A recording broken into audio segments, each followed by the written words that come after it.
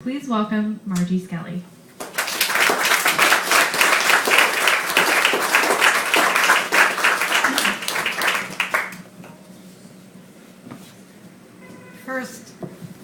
First, I'd like to thank Bill and Sarah for inviting me to read, and thank you also to the management at Hopleaf. I see that I'm the only poet for tonight, and I just wanted to start out by saying that I'm kind of a train junkie. If I go too long without taking an Amtrak trip, I start to go into withdrawal. And so that's why so many of these poems have references to trains in them. And the poems are about traveling and destination, an Amtrak trip to the Midwest, a train ride headed east from Denver, a trip to and from Ireland, or simply a walk down a path toward home. And what I discovered in preparing for this reading is that my journey is one of both safety and danger, and that as always, traveling itself is at times more the destination, and home becomes larger and more wonderful than limiting myself to my very special 6-room condo in Chicago. So now it's time for me to leave home and get on the first train headed for Burlington, Iowa. Come travel with me. Feel free to be the passenger who sits across from me. This first poem is called Days in Burlington, Iowa, and I just wanted to let you know it's days as in D-A-Z-E. And then in the third part of it, 2 times I say 4 days, and that's 4 as in the number, not F-O-R. Okay. Days in Burlington, Iowa. 1. I see you before you see me, sitting on a train station bench, solitary man waiting for the late train. The conductor helps me down the platform with genteel man-to-woman courtesy. So far, I have not stumbled. Detraining and the trainless station, we hug, too proper, my backpack a clumsy barrier until embrace hijacks us. My hair, you say, looks different. I think gold, auburn, gray, the fine-tuned mixture of youth, old age. Sunday in Burlington, as I watch the train head for its next stop, Mount Pleasant, the ghost of our not seeing each other for 25 years lingers on the train platform while you usher me into a borrowed, stumbling car, halting, igniting, halting, igniting. 2. Then the unplanned smile marks both our faces at the same instant. The laughter at broken glass bottles trying to break an already broken car. In your shaking car, we pull into your driveway. You walk in front of me, a confident stride. I see the man who will wear the same green shirt Sunday to Wednesday and owns but one fork and knife. A man who lives in a renovated Standard Oil station with pictures on his wall of Ezra Pound, Hilda Doolittle, Dorothy and the Scarecrow from The Wizard of Oz, Abraham Lincoln staring out into your yet-to-be-repaired car, while Jimmy Dean beckons to us from the wall. Rebel! Ride a motorcycle! Don't take no for an answer! 15 guitars, 3 guns, 6 shelves of books, all of them read. A man who puts stray bullets near the gas station's entrance. Tells me this scares off thieves, marauders, psychos.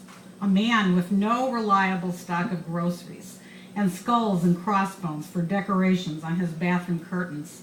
A man who sometimes walks naked in the dark of his huge yard, stars sheltering him, while pine trees stand as sentinels that spite the wind.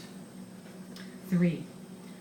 4 days of your motorcycle repairs, my viewing the Mississippi River from different heights, angles, crossing bridges, long pauses over currents, lying on a plot of green grass between 2 pine trees, shedding first a book, then my shoes, then my watch, wanting the grass to stain me, for sunlight to sift through me, not know where it begins and I end. Occasional revving up startles the nothingness. The motorcycle starts up, then falters. Freight trains, giant loudspeakers, luminescent right across your backyard. 4 days we live without television, road maps, or Bibles. But there is a religion between us. We sleep in separate chaste beds, but there is a religion between us. At night, when you dream of a car that starts, a motorcycle that runs, I dream I am Jimmy Dean chasing Dorothy down that yellow brick road until I become the scarecrow that comes to see a man who lives on the side of the highway, the traffic-filled one not taken. Perhaps I will tell my husband I love you with no garment shed between us, not even a kiss on the cheek, and he will do something rebellious, like not getting mad, or instinctual, like going back to bed. 4. My train going home is late, so I am benched with you at the station. Still, we are right on time, the two of us, fit right in it at that moment. I can miss the train, I can take the train. When I am gone and the white moon centers itself in black Wednesday night sky, when we shiver in the middle of the week from our loss of beginnings and endings and awaken from the same dream, stationless, think of Chicago and Burlington, the long river separating our states, meandering along, seeping into Iowa and Illinois. Water is offering to land. 5. In some dreamless portion of Wednesday, Thursday, in synchronized, no rapid eye movement, cars, motorcycles will stumble across Mississippi bridges, their breath unknown in the starless, star-filled, shimmering twilight of dawn. They will stumble, falter, awaken to their engines, pulse, ignite, tremble at the offering of another day. The next poem is called Departing Shannon, Arriving Chicago. Oh, I'm sorry. Made a mistake there. Sorry about that. This poem is called The Gift of Transatlantic Flight. The view from my window permits everything, invites my night eyes to see world and reason hide. My fingers splayed against a naked, thick but tinsel window, silent conversations, minds talking loudly, their pilot reassurance voices ascend in crashing volume in the quiet of our ears. In the quiet of leaving mother, father, daughter, son, even my pale glass reflection behind, until finally the plane's slender wing rests in sky and cloud, a light beaming at its end, finger poised to touch stars. We travel through days as angels breathe infinity on top of the rotating world. Earthlight shimmers, sun rising, setting, moonlight enters, disappears. Clouds slide underneath us, the engine faint as a whisper. Our plane breathes into ascent, descent. Lets the heavens own it, if only for a slipping moment. Supported by wings, wind, calm, watches tick in unison and fail with clock-like precision to measure times passing forwards, backwards, as if we could keep it like an open present. The next poem is titled Departing Shannon, Arriving Chicago. Suitcase packed so tightly, blue of an Irish morning, the Chicago evening, until time and rotation make Ireland bright. Boundaries blur, day, night, light, dark, north, south, east, west. Listless energy, sitting, standing, latitude, longitude, sun, moon, other self, the new language, not here nor there, but always present for the magic of fusion, the mystery of never arriving. The next poem is titled Passenger. It is time for the bright day of the soul. The morning train brings good reading, train stops announced, not ignored. Detraining, I see my friends before they see me, scanning the crowd to pick me out like a flower.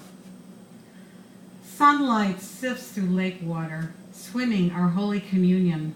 Children play with beach toys. The woman in the French deli offers us free wine, an old world charm in her handling of bottles that filter delicious rays of new sunlight before they're pouring into crystal stem glasses. The smiles of strangers belong to us. The cards we see in the French deli are handmade, beautiful to frame, not send. Scented massage oil lingers on my hand.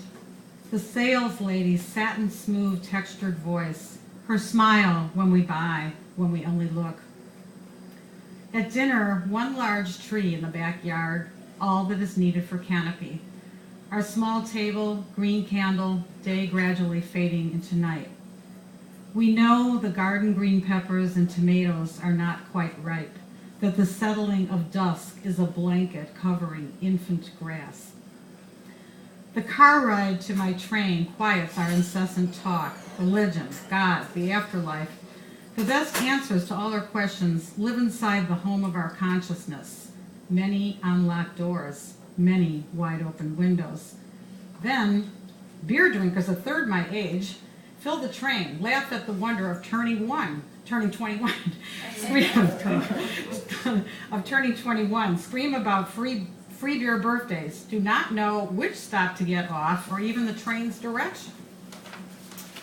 I sit in the quiet of a newspaper-free seat, read The Cloud of Unknowing by an unknown 14th century author, a book so thick with prescription on how to know God that I welcome my bookmarker, look up at youth, remember mine, see the conductor snap pictures of beer cans, faces full of tomorrow, hear absence of annoyance in my voice and his when we offer congratulations to strangers. Before detraining alone with no one to meet me, I see towns slip away, their always unveiled homes. Hear the trains whistle as we move out of the station. Know that I will move into midnight, lose my direction, yearn for its return, cross over tracks and look both ways. Street lamp lights bend over sidewalks. Bless the night. Summer wind sifts through trees, cools my face. It is the right time. And this poem is titled Night Train East of Denver. The mile-high city recedes into black ink sky.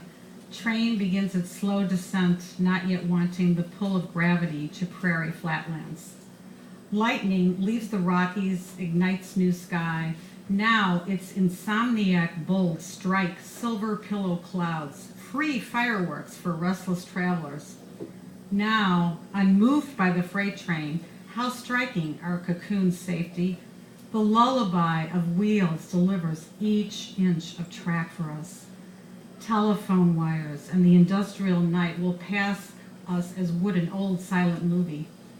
The train's engineer plays the horn as if it were a soft light glowing inside our veins. Each passing house and lonely car driver on deserted roads, a target for searing night, for flickering celestial devils who know not why they strike a match at sleeping stars as we crawl in peace to lower land.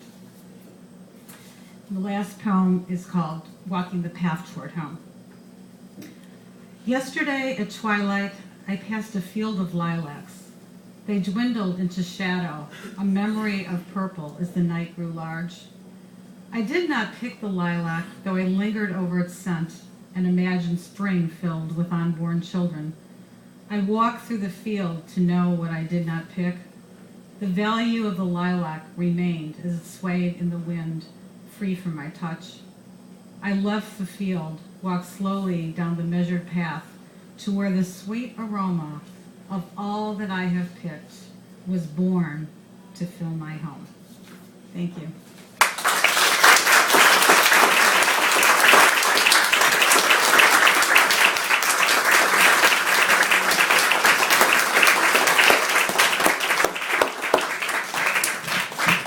Thank you very much, Margie. Thank you, everyone who read tonight. Thank you, all of you, for coming. Please come back next month. It's only 4 weeks away. Mark it on your calendar. The throat thing's happening. Thank you very much for coming. We'll see you next time.